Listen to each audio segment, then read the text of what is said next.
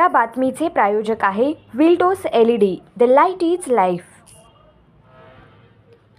बसांना शिवराय बेल्याळ, वय 54 वर्षे, राहणार 17 ऋषिकेश नगर, हैदराबाद रोड, सोलापूर।